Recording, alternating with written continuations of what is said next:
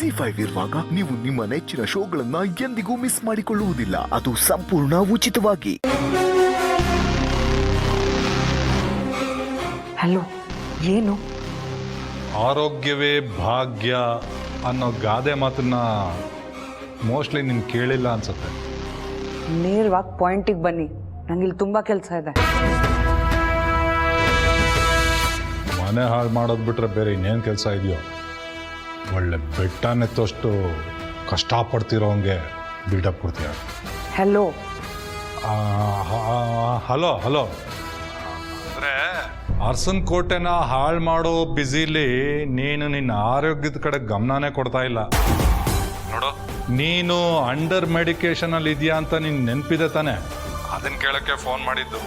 ನಾವು ಏನೇ ಸಾಧನೆ ಮಾಡಬೇಕಾದ್ರೂ ಮೊದಲು ನಮಗೆ ಆರೋಗ್ಯ ಮುಖ್ಯ.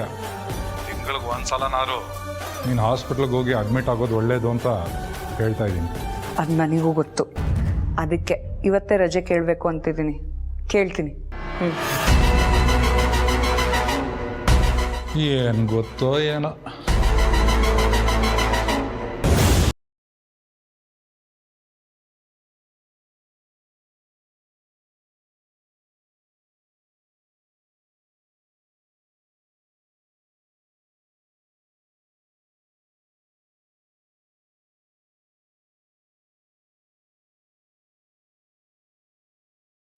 ಏನೋ ರಜಾ ಕೇಳೋದ್ರ ಬಗ್ಗೆ ಮಾತಾಡ್ತಾ ಇದ್ರಿ?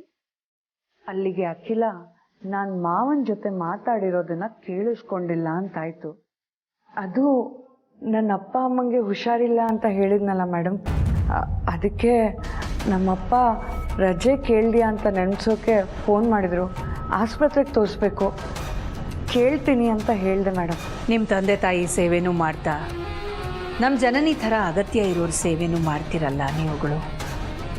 ಮೆಡಿಕಲ್ ಫೀಲ್ಡಲ್ಲಿರೋರು ರಿಯಲಿ ಗ್ರೇಟ್. Thanks madam. ಹಾಗಾದರೆ ನಾನೊಂದೆರಡು ದಿನ ರಜೆನ ತಗೋಬಹುದಾ?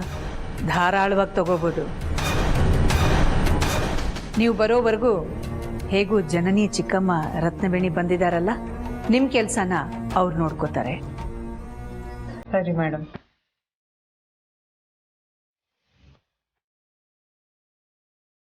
ಸರಿಯಾಗಿ ಹೇಳ್ದೆ ಅಖಿಲ.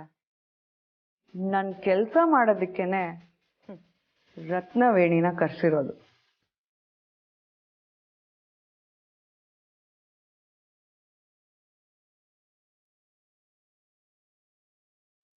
ಹಲೋ, ನೀವು ದೇವಸ್ಥಾನಕ್ಕೆ ಹೋಗಿದ್ದೀರಾ ಅಂತ ಗೊತ್ತಾಯ್ತು, ಅದಕ್ಕೆ ಫೋನ್ ಮಾಡಿದೆ.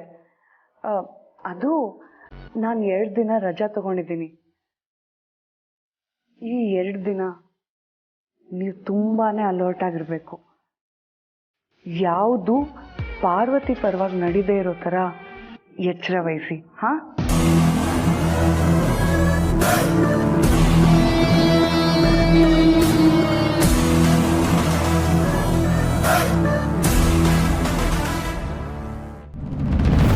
ಪಾರು, ನೀನು ಆಚೆ ಎಲ್ಲಾದ್ರೂ ಹೋಗಿದ್ಯಾ?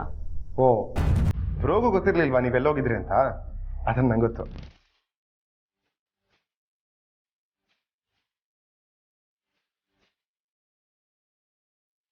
ಬಸರಿ ಹೆಣ್ಮಕ್ಳಿಗೆ ಬಟ್ಟದಾನ ಮಾಡಕ್ಕೆ ಅಂತ ಅನಾಥಾಶ್ರಮಕ್ಕೆ ಹೋಗಿದ್ರಿ ಅಲ್ವಾ? ಜನನಿ ಹೇಳಿದ್ಲು.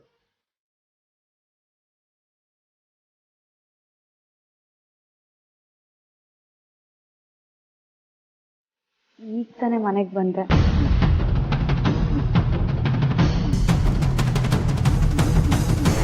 ಓ, ನಾನು ಅವಾಗ ವಿಡಿಯೋ ಕಾಲ್ ಮಾಡಿದಾಗ ನೀನು ಅಲ್ಲಿದ್ಯಾ? ಅಷ್ಟೊಂದು ಜನ ಅನಾಥರ ಮುಂದೆ ನೀನು ಗಂಡನ ಜೊತೆ ನಗ್ನಗ್ತಾ ಮಾತಾಡಿದ್ರೆ ಅವ್ರಿಗೆ ಎಲ್ಲಿ ಫೀಲ್ ಆಗಿಬಿಡುತ್ತೋ ಅಂತ ನೀನು ನನ್ನ ಕಾಲ್ ರಿಸೀವ್ ಮಾಡಿಲ್ವಾ? ಪಾರು, ಮತ್ತೆ ಯಾಕೆ ಸುಳ್ಳು ಹೇಳಿದೆ? ಹುಟ್ಟಿದ ಸೀರೆ ಮೇಲೆ ನೀರು ಚೆಲ್ತು, ಅದಕ್ಕೆ ಸೀರೆ ಬದಲಾಯಿಸಿದೆ ಅಂತ. ನಾನು ಹೇಳ ಆ್ಯಕ್ಚುಲಿ ಅದಕ್ಕೆ ಪ್ರೆಗ್ನೆಂಟ್ ಆದಾಗಿಂದ ನೀನು ತುಂಬ ಪ್ರೊಟೆಕ್ಟಿವ್ ಆಗಿದೆಯಾ ಬ್ರೋ. ಮನೆಯಿಂದ ಹೊರಡ್ಬೇಕಾರೆ ಅದಕ್ಕೆ ಜೋಪಾನ, ಹುಷಾರು, ಟೇಕ್ ಕೇರ್ ಅಂತ ಒಂದು 10 ಸಲ ಹೇಳ್ತೀಯಂತೆ.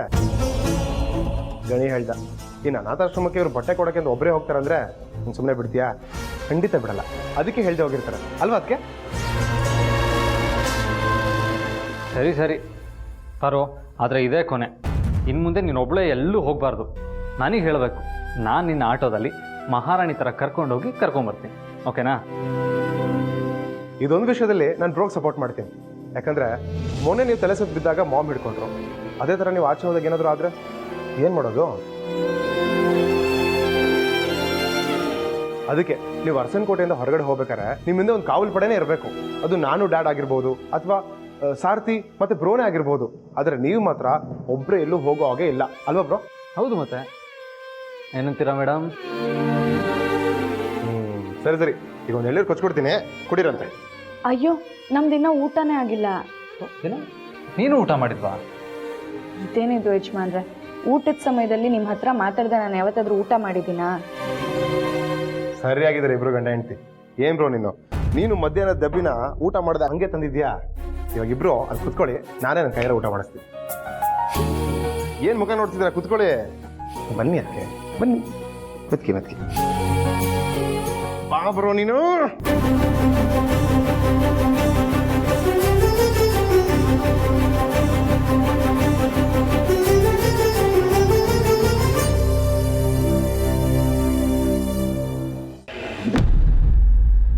ಕೂತ್ಕೊಮ್ಮ.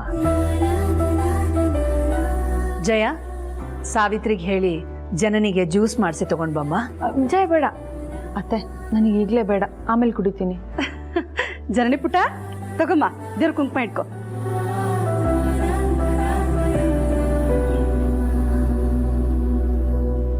ರತ್ನವೇಣಿ, ಏನು ಮುಖ್ಯವಾದ ಕೆಲ್ಸದ ಮೇಲೆ ದೇವಸ್ಥಾನಕ್ಕೆ ಹೋಗ್ತೀನಿ ಅಂತ ಜನನಿ ಹತ್ರ ಹೇಳಿದ್ರಂತೆ? ಹೌದು ಅದಕ್ಕೆ, ನಮ್ ಜನನಿಗೆ ಈಗ 5 ತಿಂಗಳಲ್ವಾ, ಅವಳಿಗೆ ಸೀಮಂತ ಶಾಸ್ತ್ರ ಮಾಡ್ಬೇಕಲ್ವಾ, ಅದಕ್ಕೆ ಗುರುಗಳ ಹತ್ರ ಒಳ್ಳೆ ದಿನ ಒಳ್ಳೆ ಸಮಯ ಯಾವ್ದಿದೆ ಅಂತ ಕೇಳ್ಕೊಂಡ್ ಬರೋದಕ್ಕೆ ಹೋಗಿದ್ದೆ.